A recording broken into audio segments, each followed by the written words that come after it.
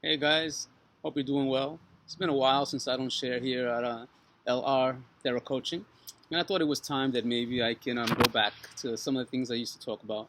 Just a little bit concerned about, of course, the things that are affecting us in the current state, not only of our economy, but a state of well-being, our mental health status, and of course, being a therapist, social worker for a number of years, it's very important that we are able to focus on some good stuff. There's a lot of negativity out there, and one of my major concerns is that negativity can be caught.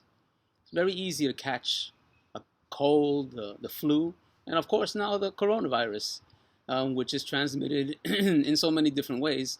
They're still working on figuring out how that works. What I want to speak a little bit about is not catching the negative attitudes of somebody else.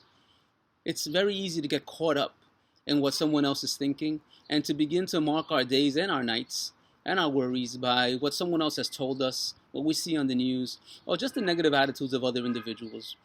So I've been, for a number of years, I've read a lot of motivational books and a lot of other material on how to just get centered, be able to focus, not worry so much about what's going on around us, but really be more concerned about how can we interpret reality.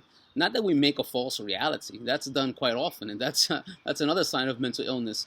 But the fact that we are able to see what is going on around us and still have hope, still catch hope, still be able to give hope to somebody else. So I want to talk a little bit about a book that I've been reading. I've read it on and off for several years, How to Stop Worrying and Start Living. This book has been very helpful to me throughout my life as a young man and as an adult.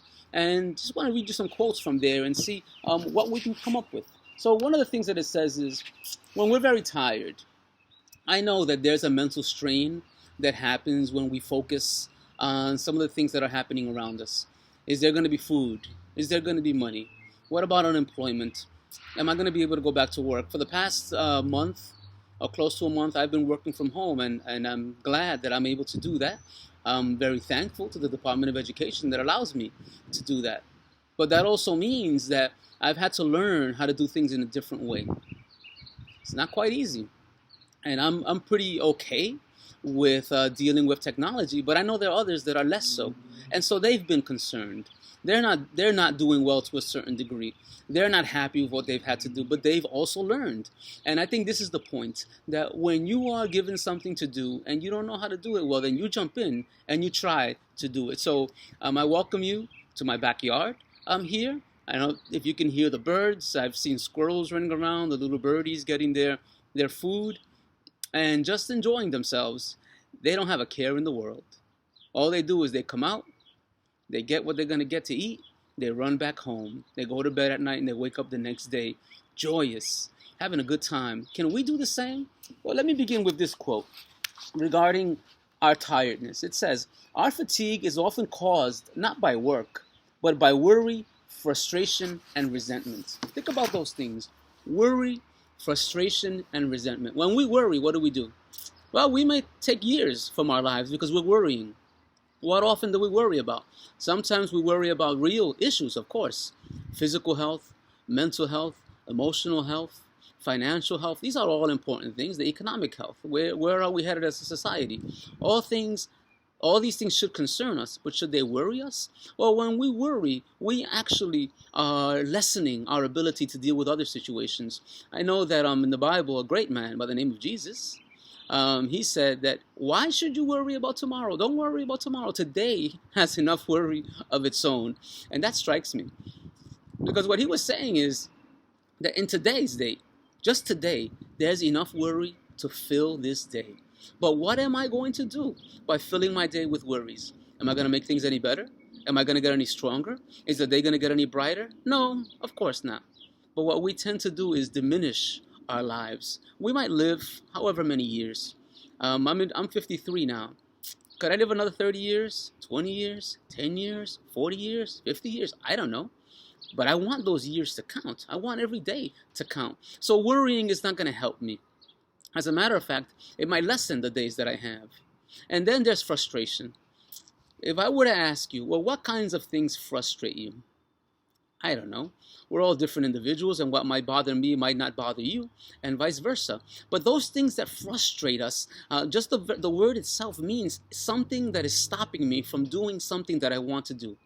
It's stopping me from reaching a goal. It's not allowing me to get to a place where I want to go.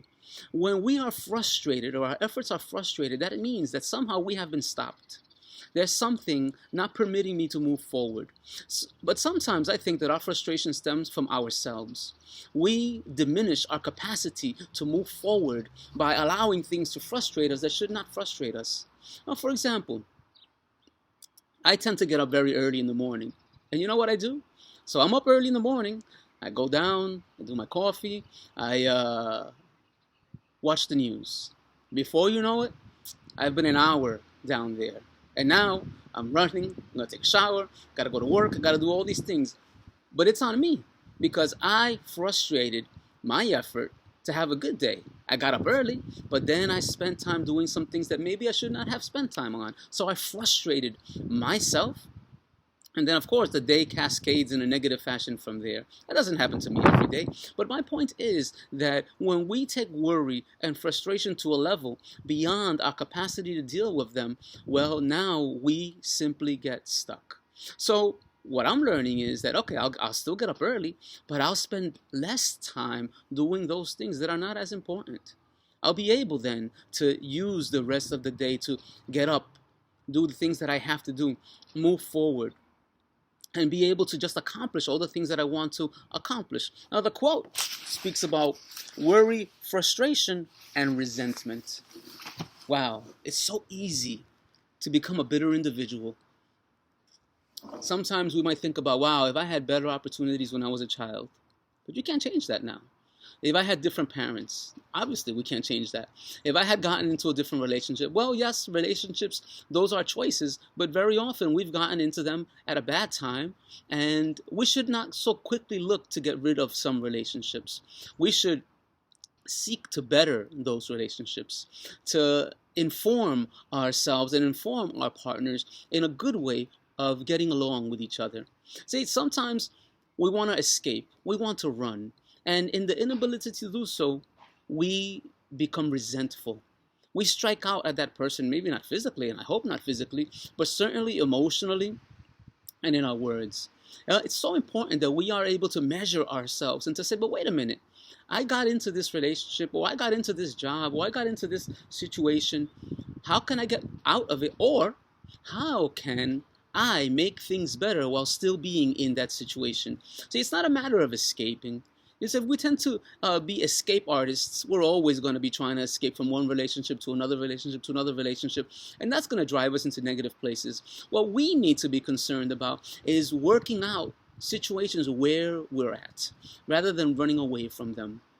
So I'm hoping that in the next few weeks, as I continue to share and just to speak, that we would be able to come up with some solutions to some of the negative things that affect us, that we would not worry as much, that we would not become resentful or frustrated, but that wherever we're at, we will be able to move forward from there.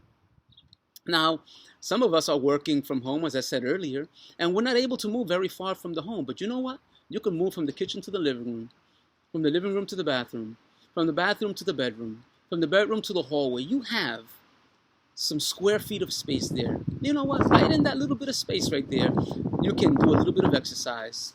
You can meditate on a good quote. You can think about something good that has occurred in your life.